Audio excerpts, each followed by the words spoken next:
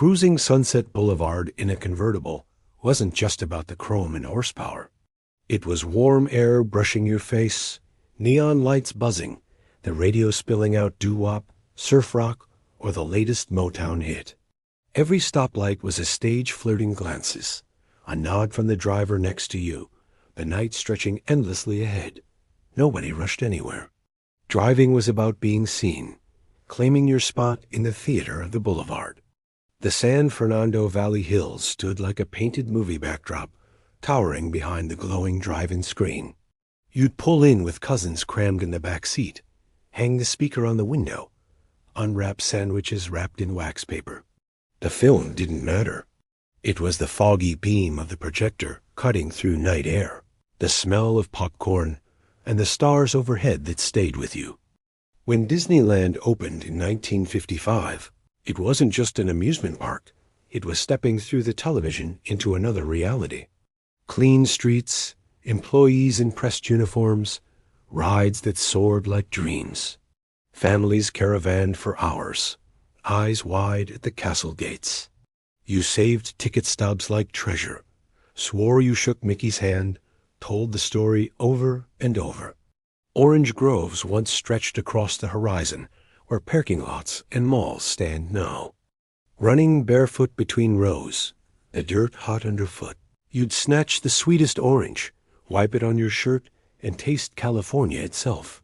The scent lingered, sharp and citrus, everywhere. The first In-N-Out in Baldwin Park looked like a roadside shack with a glowing sign, but that tiny 2-lane drive-through turned out burgers that felt almost holy. The aroma hit before the paper bag landed in your hands. No frozen patties, no dining rooms, just fresh, fast, and real. People lined up like pilgrims, as if tasting a legend still being born. Malibu's First Point pulled surfers the way a jukebox pulled quarters. Boards were long, sunburned kids were lean, cutoffs dripping seawater, waves rolling in endlessly. Even if you couldn't stand on a board, you sat on the sand and cheered when someone carved all the way to shore. Nobody talked much. The ocean carried the conversations. Post-war California filled fast. Families moved into brand-new ranch homes where bean fields once grew. The air smelled of fresh paint, wet lawns, asphalt still puring under the sun. Neighbors waved. Kids ran in packs. Doors stayed unlocked. It wasn't fancy, but it was the future modern, safe, yours. Car dealerships along Sunset Strip blazed like carnivals after dusk, neon dripping off every window. You'd press your face to glass, choosing your someday car, usually a candy apple Chevy with white walls, chrome glinting under showroom lights. Salesmen wore sharp suits, the smell of leather and polish filling the air. Even looking felt like stepping into a promise. Crossing the Golden Gate Bridge at dawn, fog wrapped you in a ghostly embrace. The city slept. Tires hummed against steel, the wind cold and raw. You leaned out the window, arms spread wide, daring the chill, the span of the bridge impossibly grand, like the world was being built just for you. Before roller coasters and crowds, Knott's Berry Farm was a patch of chickens, fried chicken, and jars of boysenberry jam. Class trips meant paper hats, homemade pie, and old-timers panning fake gold. The dirt stuck to your shoes, the ghosts staged for tourists, and you returned home sticky-faced, clutching a plastic nugget like treasure. Red Pacific Electric streetcars rattled through downtown like iron beasts. You'd climb aboard with your mother, sway side to side as shops and theaters slid past. The benches were hard, the ride noisy, but nobody complained. By the early 60s they were gone, replaced by freeways, but for a while they ruled the rails. Flatbed trucks carrying palm trees looked like rolling science fiction. Perfectly grown, towering palms strapped like cargo, destined for some movie star driveway or new development. You'd watch them roll past and wonder how much did a tree like that cost. In California, even the trees had to be stars. At Altadena's drive-through dairy in 1951, you didn't step out of the car. You rolled up, called out milk and eggs, and a clerk handed them through the window as if it were fine dining. It felt futuristic. It felt Californian. Your mom would grin, say, "Only here," and drive off like she was the star of a commercial. The Hollywoodland sign had crumbled, letters falling year by year, until land was gone in 1949. By the 60s, the shortened version was all anyone knew. Some missed the full name. Others swore shorter was cleaner. Either way, the white letters clung to the hillside like sentinels of dreams. When James Dean's crash near Colame made headlines, it hit like a thunderclap. He was young, reckless, untouchable. Suddenly, he wasn't. Kids clipped photos, girls wept, boys pretended not to care, but eased up on the gas pedal. For at least a week, everyone drove like they could be next. The Long Beach Naval Shipyard never slept. Sparks flew like fireworks, welding holes that would carry soldiers into Cold War shadows. Everyone knew someone who clocked in there. A cousin, an uncle, a neighbor. It wasn't glamorous, but it was solid. A paycheck that fed families and built futures. Santa Maria-style barbecue wasn't just food. It was ritual. Tri-tip over red oak, smoke curling into twilight. Neighbors gathered with paper plates, grown-ups debating rubs like state secrets. No sauces, no shortcuts, just meat, fire, and pride. Every uncle swore his was the best. Twin Lakes in Santa Cruz meant sand sticking to your legs, towels rough from salt and sun, transistor radios crooning, "Only you." You lay on your back, knees burning, eyelids heavy, letting the music and sunlight blur together.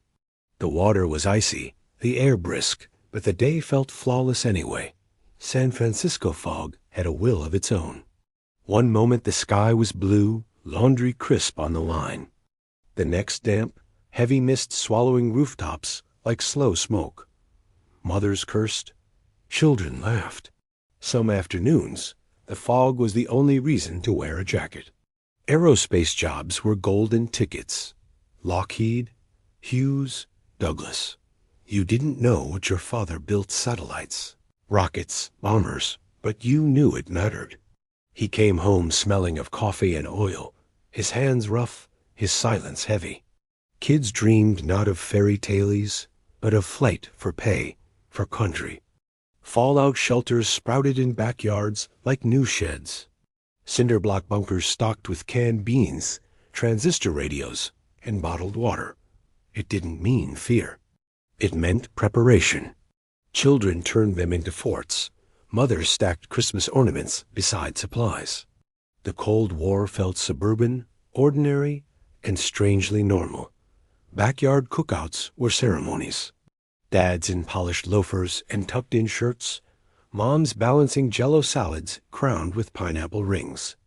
Hawaiian shirts loud as laughter. No one touched the burgers until the flag was folded, and someone saluted the grill. Dinner wasn't just food.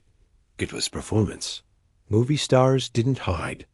You'd spot them strolling Hollywood Boulevard, sunglasses shielding little but their fame. Was that Gregory Peck? You whispered, heart racing. For weeks, you retold it, swearing you'd seen a living legend buying groceries like anybody else. Half the thrill was not knowing for sure. The other half was acting like you did. People joke about LA traffic now, but the jam started long before freeways knotted the map. Even in the 50s, sunset could freeze bumper to bumper, cars glowing under neon. Nobody honked, nobody raged. You just realized that even paradise came with brake lights, and you were still lucky to be stuck inside it. The cliffs at Fort MacArthur were wonderlands for reckless kids. Abandoned bunkers from World War II still reeked of rust, salt, and ghosts. You scrambled across cracked concrete, dodging shards of glass, pretending you were defending the coast. Parents warned, stay away, which only made it better.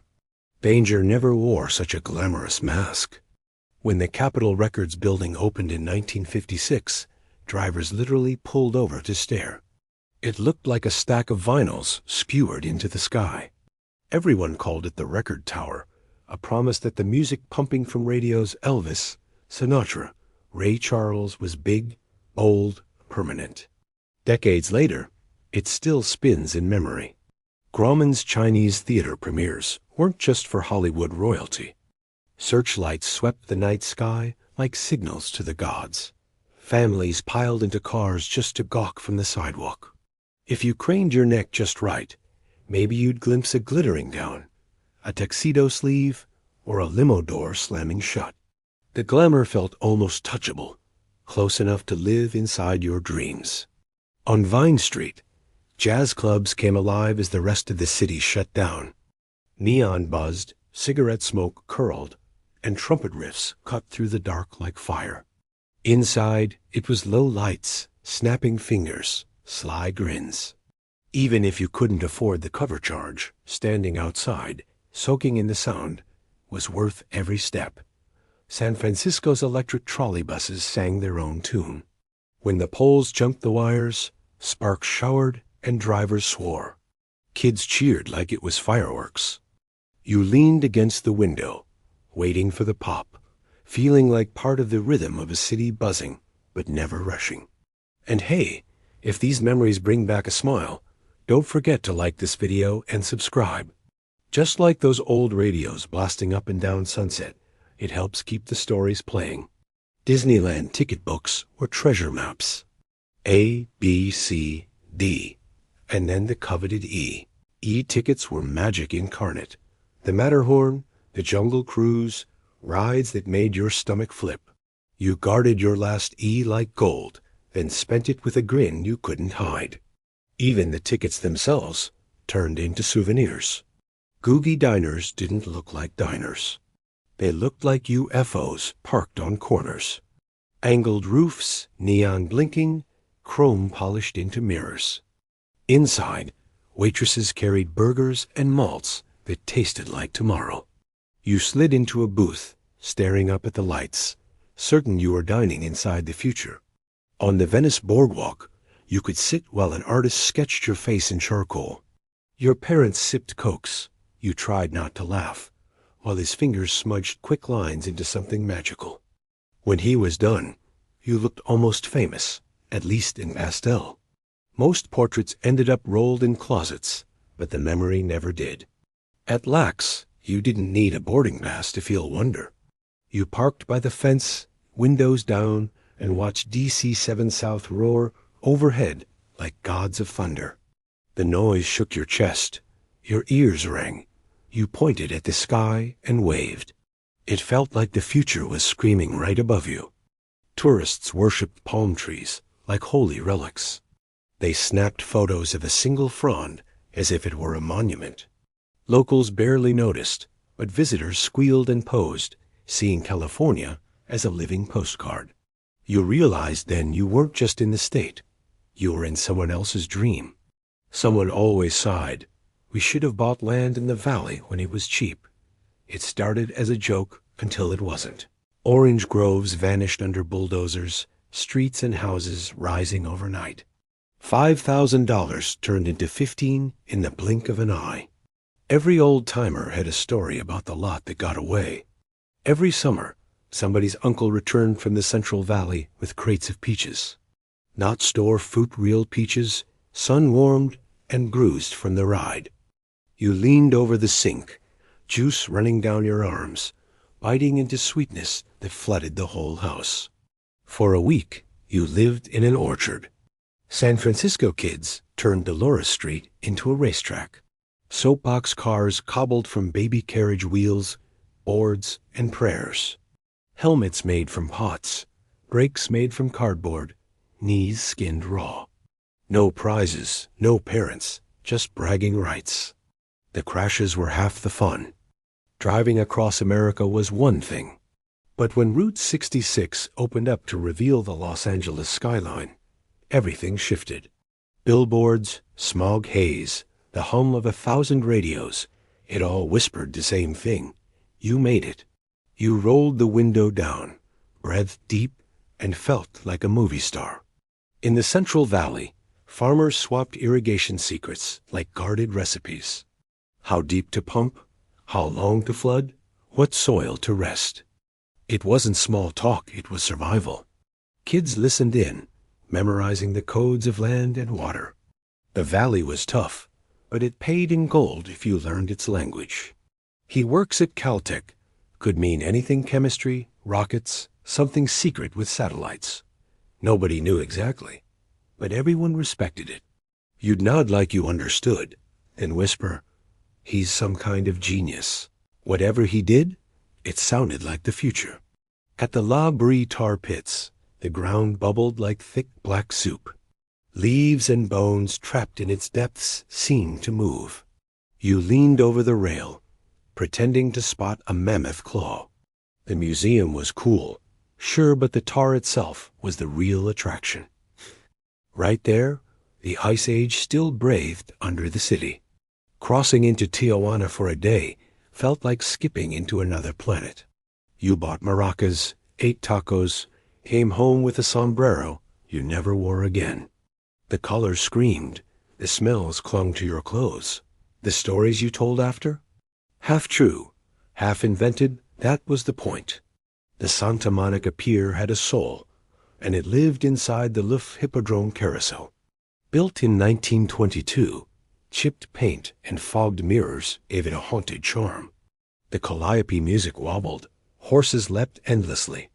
You picked your favorite and rode in circles, spinning not just through space, but through time.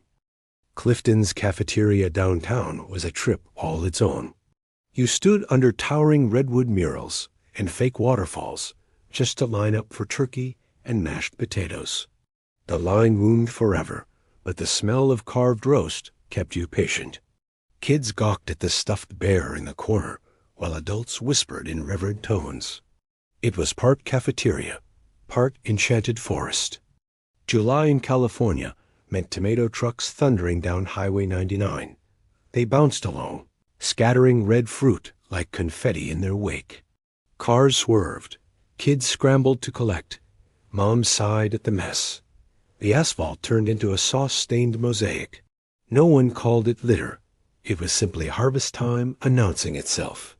In 1954, when the Penguins' Earth Angel crackled over the radio, the world seemed to slow. Teens across L.A. dialed in to request it again and again. The DJ smirked. Parents scoffed, said it was nonsense. But kids knew better. It wasn't just a song. It was the sound of falling in love. Every family claimed a cousin who'd moved to Hollywood chasing stardom. Sometimes letters came, sometimes silence. You drove past an extra on set and wondered, was it her? Maybe she made it. Maybe she didn't. But in California, the dream itself was enough to keep every eye watching. Hughes Aircraft in Culver City was less a factory and more a fortress. Ex-pilots found new missions there. Men who'd flown B-17s now built radar, guidance systems, machines for wars still unnamed. The hangars were cavernous. You could hide a truck inside. To children, it meant their fathers worked on secret projects, mysterious and important. Earthquakes were California's boogeyman. Everyone joked, just a tremor. But when cabinets rattled and dishes clinked, the laughter stopped. Barefoot, you dashed into the yard, heart hammering. Later, you shrugged it off. Until the next jolt, when you wondered if this time it wasn't so small. Some mornings, smog rolled in like fog, but heavier. It stung your nose, tinted the sun a strange orange. Teachers shut windows, canceled recess. Nobody called it pollution. It was simply L.A. air. You coughed, complained, and kept playing anyway. That was life. Those black and white candy boxes felt like treasures before you even opened them. Nobody cared about flavors. You jabbed the bottom, searching for favorites. Someone always swore somebody else stole the last nut cluster. The box disappeared quicker than it should, and nobody remembered who finished it. Someone whispered that Rita Hayworth once lived down the block, maybe in the bungalow with roses. Nobody proved it, but the rumor lingered. You slowed your steps, imagining. Even grown-ups repeated it. In California, almost every house carried a story, whether it was true or not. The first color TV on the street turned one neighbor's living room into a Saturday pilgrimage. Everyone crammed inside to watch the ball game. The grass glowed lime green. The colors bled strange, but nobody cared. It was like watching the world through stained glass. You could toss the family into the car, head to Yosemite without reservations, and still land a good campsite. It wasn't crowded yet. Bears prowled bold, pines perfumed the air, and ice chests stayed unlocked. Kids climbed rocks until exhaustion dropped them into deep sleep. You didn't need itineraries, just gas, sandwiches, and time. Before Riverside built a real speedway, drag races burned on old airstrips and back roads. Teenagers showed up with souped-up Chevys, more courage than sense. Engines howled, tires screamed, stopwatches ticked. Cops knew, but half the time they just watched, shaking their heads, letting it roar. Every driveway seemed to host a half-finished boat. Some were plywood skeletons, others nearly seaworthy. Dads measured twice. Cut wrong anyway. Kids held tools half-heartedly. Even if the boat never floated, the act of building meant more. It meant you were constructing a dream. In Watsonville, strawberry season painted the fields red. Pickers bent low under the sun, hands stained, backs aching by noon. The scent carried across the highway as trucks groaned past, stacked with flats. Sometimes you snagged one fresh, still dusty and warm-tasting like California itself. Laguna Beach moved at a postcard's pace. Shops closed midday for no reason but heat. Artists painted in shade, waves lapped slow, sidewalks emptied like a bell had rung. You could nap on a bench, hear nothing but gulls, and forget this was a state addicted to speed. Olvera Street was a riot of color and scent. Leather belts, painted skulls, sizzling taquitos, mariachis wandering between stalls. You begged for maracas or a tiny sombrero. It felt ancient and alive, at once history you could taste. When KFWB flipped to top 40 in 1958, the streets gained a new soundtrack. Suddenly, Chuck Berry, Little Richard, Elvis blasted from dashboards. Parents groaned. Teenagers danced. The radio wars had begun, and if it had a backbeat, it was echoing down Sunset by sundown. Mission-style stucco homes sprouted far from any mission. Arches, red tile roofs, faux wrought iron lamps. They looked like something out of a Zorro film, yet they were brand new, spotless, brimming with promise. California was remaking itself block by block, selling a movie version of home, and everyone wanted in. Kids grabbed cardboard and raced the Guadalupe Dunes and Pismo Beach. No sleds, no wheels, just grit. The sand burned, wipeouts stung, but the laughter carried. You returned scratched, sunburned, grinning. The ride fell apart halfway, but you always tried again. The AM dial was Dad's kingdom. Driving Highway 1 at sunset, he tuned stations with surgeon's patience. Static faded, Sinatra or Nat King Cole rose. The ocean shimmered beside the car. The sky burned gold. For a few perfect miles, the family rode inside a soundtrack. The Hollywood sign had no fences then, no cameras. You hiked right up, pressed your palm to its white-hot steel, heard it creak in the wind. Everyone carved initials into the wooden supports, claiming a piece of the dream. No one stopped you. For a fleeting moment, you felt like the hillside itself belonged to you. La's Broadway glimmered at night, not polished, not perfect, but alive. Neon signs sputtered, buzzing half-lit, windows glowing with radios and sequin dresses. The sidewalks hummed. You walked faster, not afraid, just wired, as though the pavement carried a current. It was a street that never truly slept and never pretended to be anything other than what it was. That aunt with the pink stucco apartment hers always smelled of Aquanet and powder. The couch was mummified in plastic, the carpet mint green, and her cocktail glasses sparkled without ever being used. Visiting felt like stepping into a perfume bottle. Even the ice cubes clinked louder under her roof. After 1951, avocado growers began the hard sell. Suddenly they were the backyard tree. Exotic, modern, inevitable. Neighbors planted them beside clotheslines and patio chairs. The fruit took forever to ripen, and kids gagged at the texture. But it felt futuristic, a California dream paved in guacamole. At Avalon's saltwater pool, kids dove for coins while tourists leaned back in beach chairs. The sting of saltwater burned your eyes, coins sank quick, and pride measured how long you could hold your breath. If you were fast or reckless, you earned enough for a Coke. The game lasted all afternoon. Sons of surfers traded shark tailies like baseball cards, 6 feet long, black eyes. Swam right beneath me. Nobody cared if the stories were true. The legends smelled of kelp, suntan oil, and wax boards drying in the sun. Whether sharks came or not, the myths always did. Griffith Park pony rides were rites of passage. Someone always filmed it on 8mm Kodachrome. Shaky frames, blinding sunlight, the final wobble off the saddle. Later, you laughed watching the projector click. The pony looked bored. You looked terrified, and you begged to ride again. In Monterey, fishermen sold Dungeness crab straight off the docks.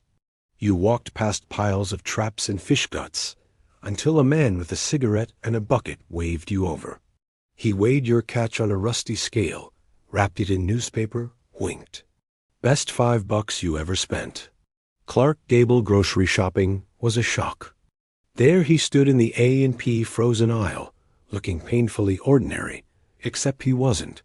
Nobody said a word. You stared at cereal boxes like they were priceless art. But you knew, and so did everyone else. That story lasted 30 years. Hearst Castle sounded like fantasy, and maybe it was.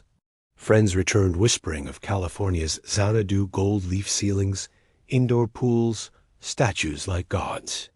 You promised yourself you'd go one day, if the car could make the climb. Until then, you collected postcards and let the stories feel larger than life. The Salton Sea was meant to be paradise. Marinas sprouted, neon motels promised palm-lined dreams. People bought land as if it were beachfront gold.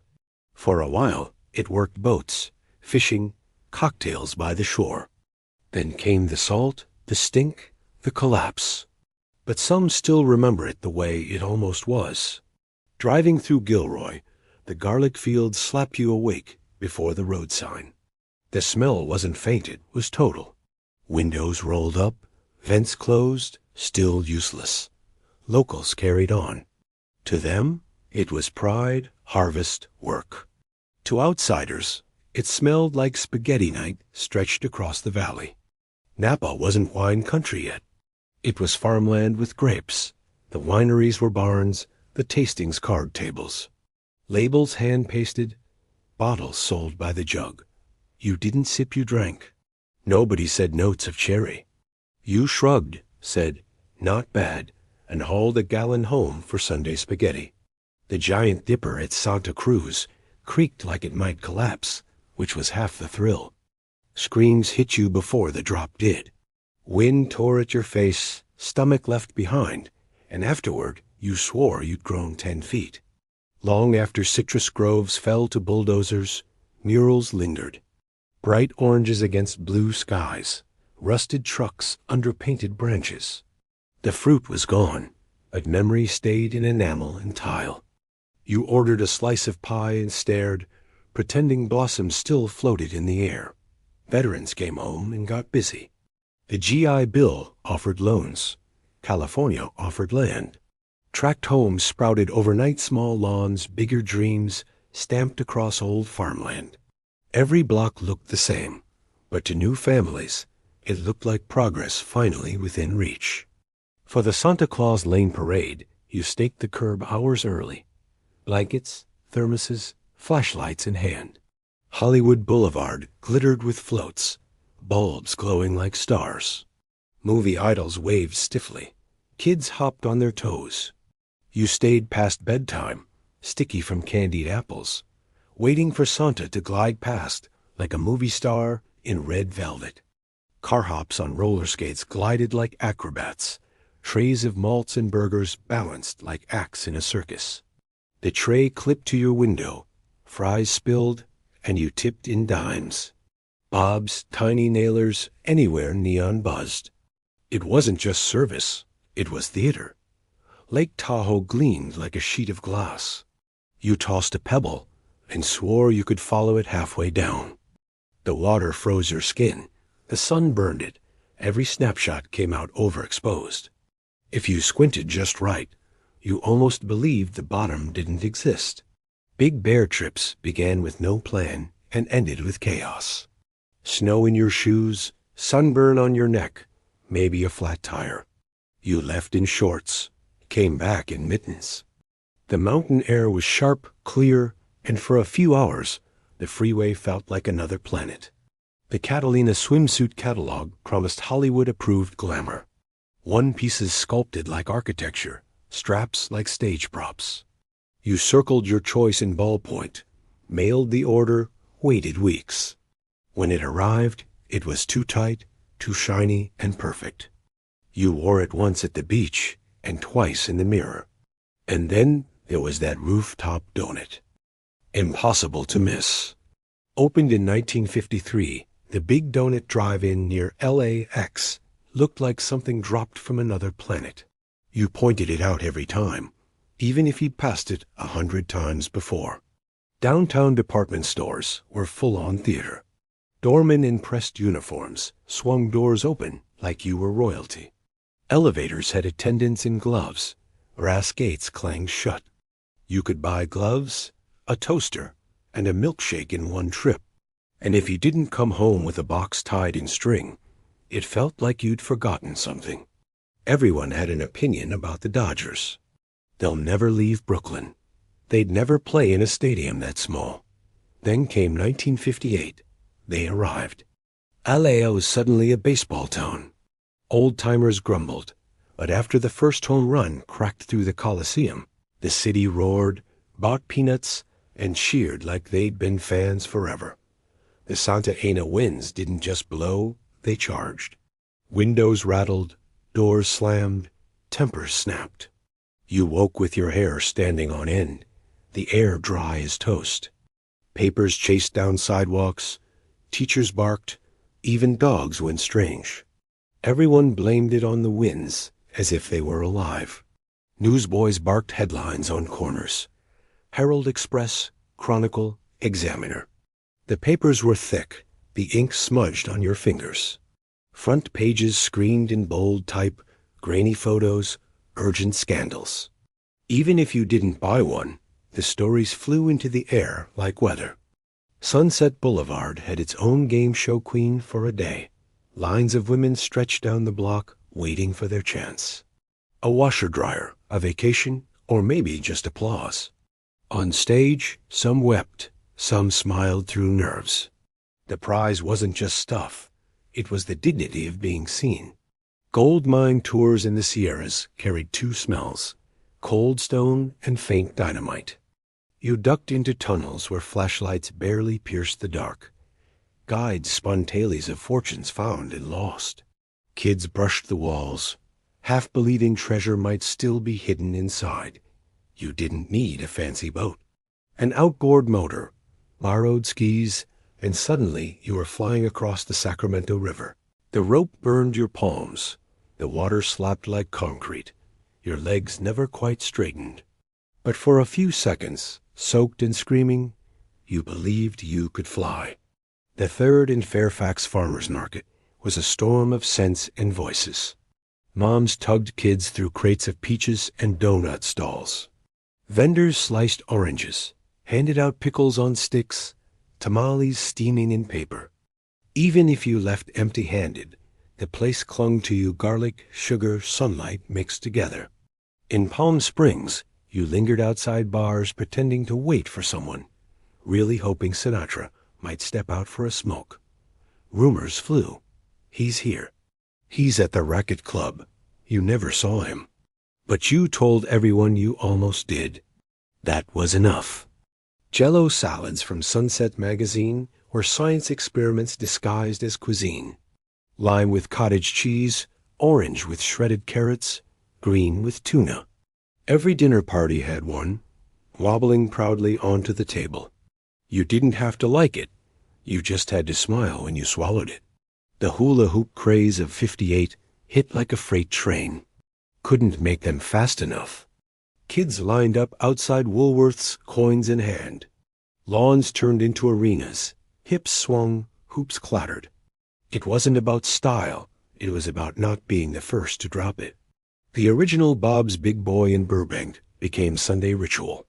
After church, hair combed, stomachs growling, families packed the red vinyl booths.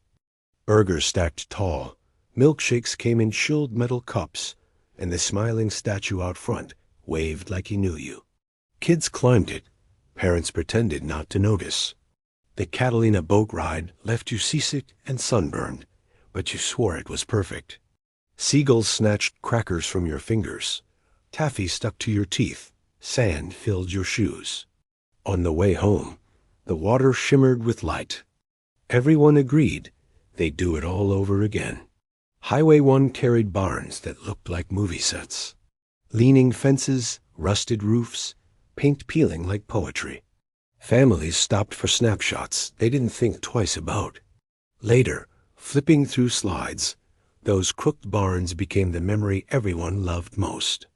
The postcard came from Humboldt County, moved for the fog and the redwoods, and stayed. Nobody questioned it.